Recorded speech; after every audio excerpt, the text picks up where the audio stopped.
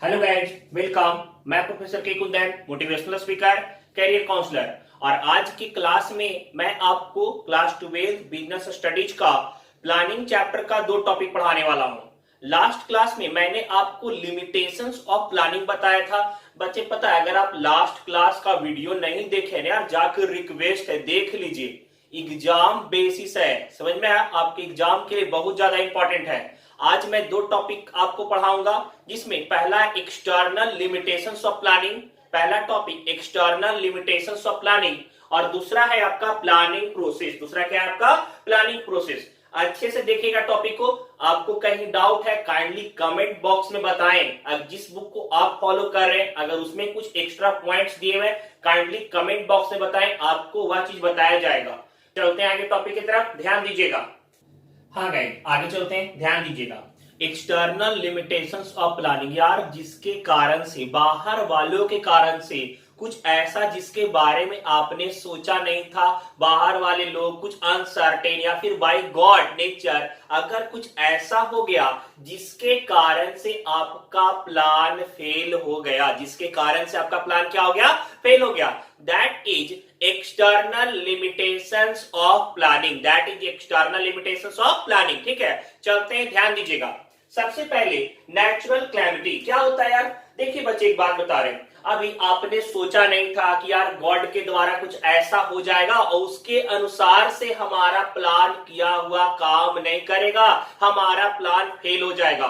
Those all are elements आपका external limitation. यार suppose that भूकंप आ गया, बाढ़ आ गया, फ्लड, क्लियर, अर्थक्वेक, या फिर कुछ ऐसा हो गया जिसके कारण से आपका किया हुआ प्लान काम करना बंद कर गया। सपोज दैट यार 2019 में सभी लोग सोचे कि यार 2019 खत्म होगा, 2020 में इतना जबरदस्त एफर्ट लगाएंगे कि मार्केट में तो मेरा ही प्रोडक्ट परफॉर्म करेगा, किसी और का कुछ दिखाई भी नहीं देगा। क्लियर? लेकिन बाय नेचर या फिर यार जो भी बोलिए, बहुत सारी यह भी रिपोर्ट है कि चाइना के द्वारा आपका कोरोना वायरस आया हुआ है, या ह्यूमन वर्क हो या ह्यूमन काउजेज के कारण से, या फिर गॉड। क्लियर? आपका यहाँ पे 2020 में जब कोविड आ गया, क्लियर, तो क्या इफेक्ट हुआ मार्केट में? जितने भी लोग प्लान किए थे उनका प्लान धरा का धरा रह गया, कोई भी परफॉर्मेंस नहीं कर पाए, कोई भी अपने टास्क को, अपने प्लान को परफॉर्म नहीं कर पाए। तो वह आपका नेचुरल कैलेमिटी, क्लियर, जिसके कारण से आपका प्लान फेल हो सकता है, काम नहीं करेगा, नो डाउट। आगे दूसरा, change in competitors policy. Change in competitors policy. देखिए बच्चे, यार बाहर वाला कंपटीटर्स आजकल हर एक तरीके में लगे हुए रहते हैं कि हम अपने कंपटीटर्स को ज्यादा कंपटीट करें, ज्यादा बेहतर चीज दे दे, जिससे हम उनके माइंड में, दिल और दिमाग में एकदम छा जाए। क्लियर? तो यहां पे अगर कंपटीटर्स किसी प्रकार का पॉलिसीज दे दिए, किसी प्रकार का कुछ नया ऑफर दे दिए, और अगर वह कस्टमर को ज्यादा बेनिफिट लगा तो वह आपसे तो चिपकने वाले हैं नहीं यार। वह देखेंगे यार बेहतर अपॉर्चुनिटीज मिल रहा है, क्यों यहाँ स्टे, चलो कुछ बेहतर मिल रहा है। ध्यान दीजिएगा, यहाँ पे जैसे आप बात कर सकते हैं जियो के बारे में। जियो मार्केट में आया, क्या किया? एकदम उधम मचा दिया, यार ले लो फ्री फ्री, पूरा फ्री। क्लियर? मैक्सिमम लोगों के माइंड में चिपक गया फ्री। क्लियर? अब यार करना है बात ही, चाहे रात भर जाग करके बात करे, चाहे दिन भर जाग करके बात करे, वीडियो कॉलिंग करे या फिर ऑडियो कॉलिंग करे, यार फ्री ऑफ कॉस्ट जब हो रहा है तो हमें क्यों लगाएं? जब फ्री में हो रहा है तो पैसा बेकार में क्यों वेस्ट करे? और वो लोग जो बाबू सोना रिचार्ज का झमेला था, वह भी तो खत्म हो गया था। एक बार रिचार्ज करो, पूरा मंथ रिलैक्स रहो। क्लियर? तो यह आपका change in competitors policy. Change in competitors policy. Competitors अगर अपनी पॉलिसीज में बदलाव कर दिए, कुछ बेहतर पॉलिसी ले आए, तो कुछ बेहतर पॉलिसी लेकर आ गए, तो आपके कस्टमर शिफ्ट तो पक्का करेंगे ना यार यहाँ पे। तो यह आपका कंपटीटर्स पॉलिसी के बदलाव के कारण से आपका प्लान फेल हो सकता है। क्यों? क्योंकि कंपटीटर्स का प्लान और पॉलिसी ज्यादा बिल्डअप था। समझ में आया? आगे, change in taste, fashion and trends in market. यार एक बात बता रहे हैं यार, मार्केट में कुछ ऐसा हो गया ना, लोगों का टेस्ट चेंज हो गया। ये नहीं चाहिए नमकीन बहुत खा ले भैया जी, आपका गोलगप्पा में टेस्ट नहीं, थोड़ा सा स्पाइसी उधर मिल रहा है वहां चलेंगे। फैशन चेंज हो गया यार, कुछ तो नया चाहिए ना। अभी पहले क्या था, एकदम एडवांस जींस देखते थे पूरा पैंट, अब धीरे धीरे कटने लगा, फटने भी लग गया, अब तो यार धीरे धीरे छोटा भी होने लगा। तो लोगों का फैशन भी चेंज कर गया, तो मार्केट में वहां पे आपके पॉलिसीज में, आपके प्लान में इंपैक्ट डाल सकता है। पक्का? आगे ट्रेंड्स, यार यह भी सेम है, फैशन एंड ट्रेंड सेम ही होता है। क्लियर? आगे यहां पे अगर आपके कंपटीटर्स, थर्ड पॉइंट में समझिएगा, अगर आपके कंपटीटर्स अपने प्रोडक्ट का टेस्ट ज्यादा एडवांस कर दिए, फैशन अगर मान के चले फैशनेबल प्रोडक्ट है तो अपने फैशन को वह बिल्डअप कर दिए, तो वहां पे आपका प्लान धराशायी हो सकता है यार। आपने प्लान कुछ और किया, लेकिन मार्केट में आपके कंपटीटर्स कुछ एक्स्ट्रा लेके चले आए, तो जिस कारण से भी आपका प्रोडक्ट और आपका प्लान फेल हो सकता है। वहां पे आपका प्लान काम नहीं करेगा। क्लियर? यहां पे चेंज इन टेक्नोलॉजी, समझिए बच्चे बात, कोई बात बता रहे हैं, आप जिस बेस से प्रोडक्शन कर रहे थे, आप जिस तरीके से प्रोडक्शन कर रहे थे प्रोडक्ट का, क्लियर, प्रोडक्ट का क्वालिटी, प्रोडक्ट का प्रोड्यूसिंग नेचर कुछ अलग था। क्लियर?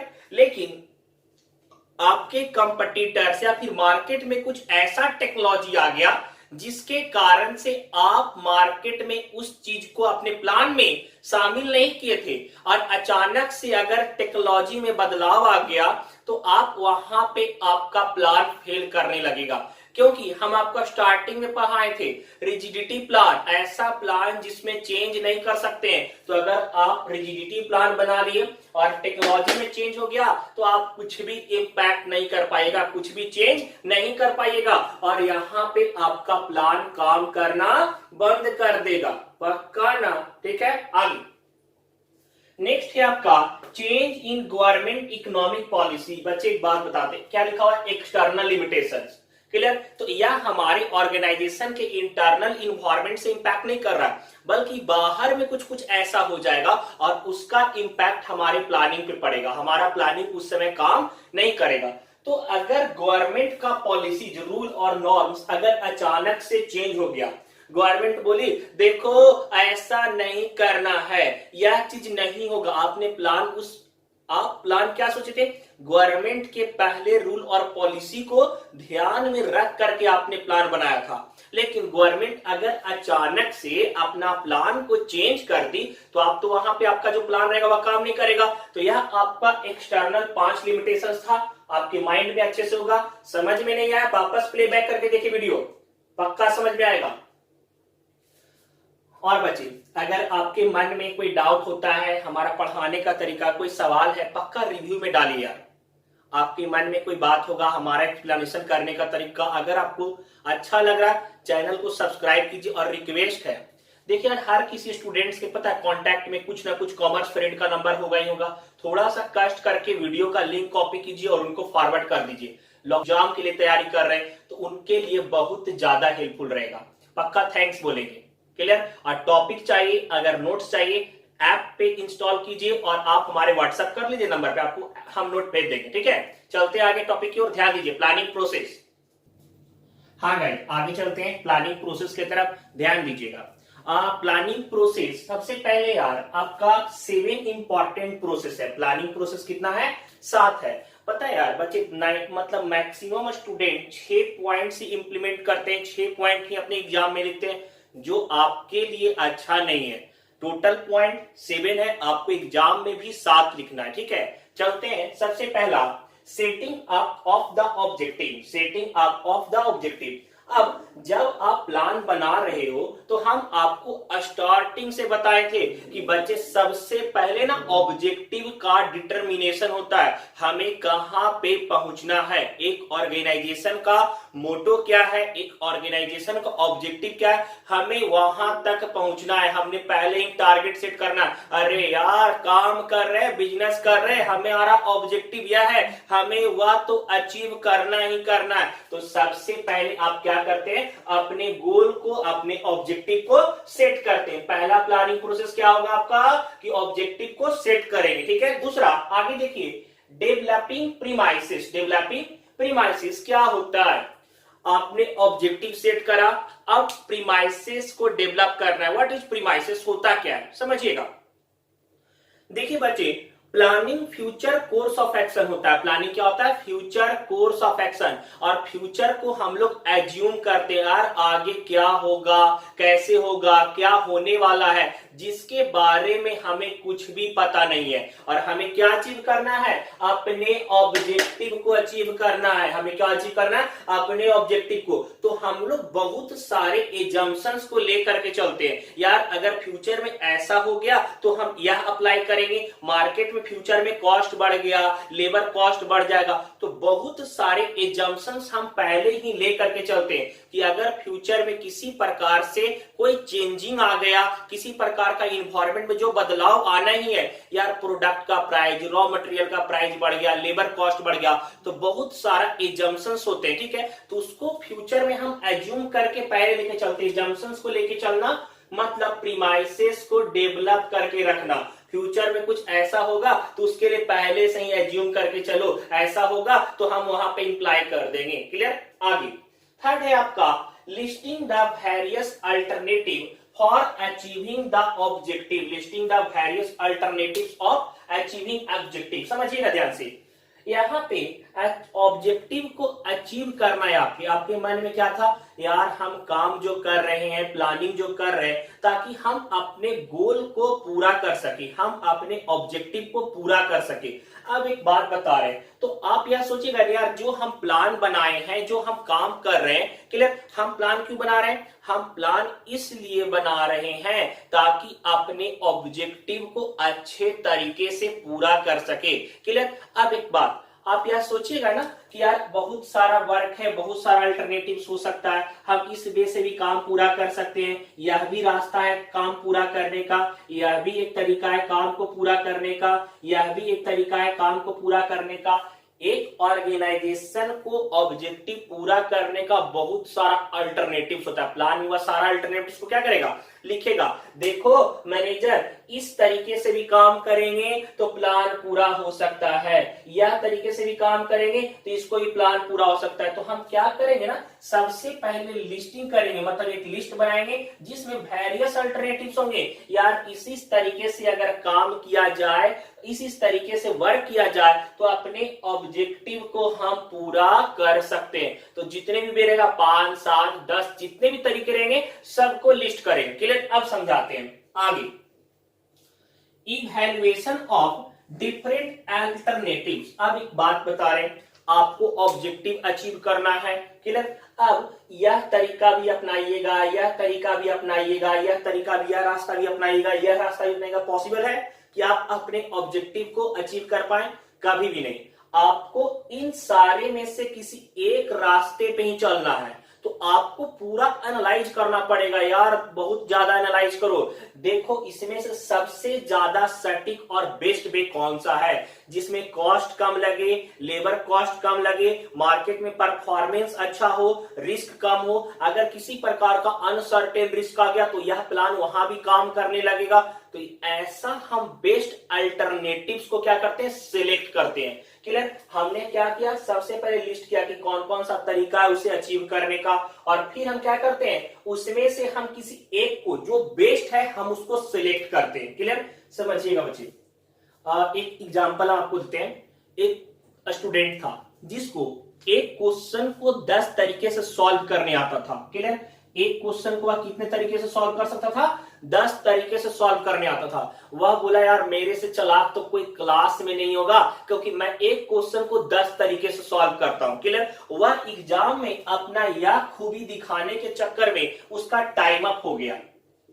क्लियर। और टाइम अप जैसे वह बेचारा वह एक ही क्वेश्चन को 10 तरीके से बनाने में लगा हुआ रहा, और पता चला बाकी स्टूडेंट्स पास आउट कर गए, कोई टॉप भी कर गया, और वह अपने परफॉर्मेंस के कारण से क्या हो गया, फेल हो गया। ऑब्जेक्टिव को अचीव कर पाया या नहीं ना। तो यहाँ पे वैसा ही है, बहुत सारा प्लान जो रहेगा हमारा अल्टरनेटिव, उसको हम लिस्ट कर लेंगे कि यार ऐसा ऐसा इस तरीके से काम हो सकता है, और फिर हम एनालाइज करेंगे कौन सिंपलेस्ट वे है, किसमें कम रिस्क है, कौन अच्छे तरीके से सर्वाइव कर सकता है, कहां पे हमारे वर्कर को ज्यादा इजी वे में समझ में आएगा, किससे हम जल्दी ऑब्जेक्टिव को अचीव कर सकते हैं, कौन सबसे एडजस्टेबल और सुटेबल वे है। तो वहां पर क्या करेंगे, हम सारे प्लान को पहले इवैल्यूएट करेंगे अल्टरनेटिव को कि कौन ज्यादा बेस्ट होगा, एनालाइज करेंगे। क्लियर? क्योंकि यार आपको ऑब्जेक्टिव अचीव करना है, और ऑब्जेक्टिव अचीव करने के लिए आपको यह ध्यान रखना पड़ेगा कि हम बेस्ट वे को सिलेक्ट करें। क्लियर? उसके बाद अगर हमें बेस्ट वे मिल गया, यार यह तरीका ना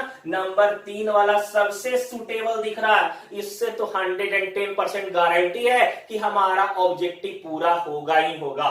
तो जो अल्टरनेटिव सामने सिलेक्ट करे थे उसको एनालाइज करके कोई एक को हम सिलेक्ट करेंगे। क्लियर? उसी एक को हम क्या करेंगे, सिलेक्ट करेंगे कि आगे हमें इसी पैथ पे चलना है, इसी रास्ते से चलना है, और यही वह रास्ता है जो हमारे ऑब्जेक्टिव को अचीव करवाएगा।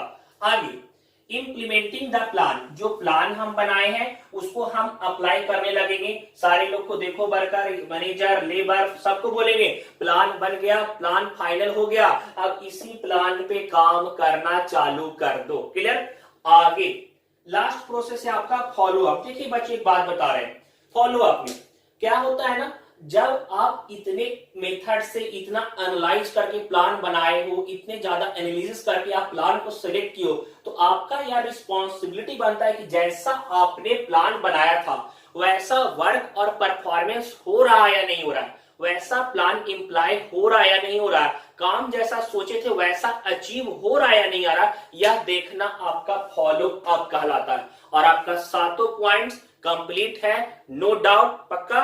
अब सुनिए, ध्यान दीजिएगा कुछ बात। हाँ बच्चे ध्यान दीजिएगा, यार वीडियो बना रहा हूं, पूरा कोशिश यह करता हूं कि आपको ज्यादा बेहतर तरीके से समझाऊं, ताकि आपको सबसे इजी और सिंपलेस्ट बेस्ट में टॉपिक को समझा सकूं। आपको अगर हमारा वीडियो समझ में आता है ना, अगर आपको यह लगता है कि सर के पढ़ाने का तरीका अच्छा है, समझा रहे हैं जो मेरे माइंड में इजीली एग्जिस्ट कर जाता है, इंटर्ट कर जाता है, तो काइंडली रिक्वेस्ट है यार मैक्सिमम फ्रेंड को वीडियो शेयर भी करें। आपको ऐसा सोचना चाहिए। क्लियर? आपको यह लग रहा है कि अगर हमारा पढ़ाने में वह बात है जिससे आपको समझ में आ रहा है, तो चैनल को शेयर कीजिए। जब आप देख रहे हो, आपको टर्म समझ में आ रहे हैं, तो आपके फ्रेंड्स को भी देखना जरूरी है। तो काइंडली रिक्वेस्ट है, वीडियो वॉच कर रहे हैं पक्का शेयर कर दीजिए। और लग रहा है कि यार नहीं, अगर देखिए आपका एक सब्सक्रिप्शन, आपका एक सब्सक्राइब, आपका लाइक, आपका कमेंट, पता है क्या करता है, एनर्जी को बूस्ट करता है, काम करने का कॉन्फिडेंस को क्या करता है, बढ़ा देता है। तो थोड़ा यहां सपोर्ट करें, ठीक है? थैंक यू, बाय, मिलते हैं नेक्स्ट क्लास में नेक्स्ट टॉपिक के साथ, बाय।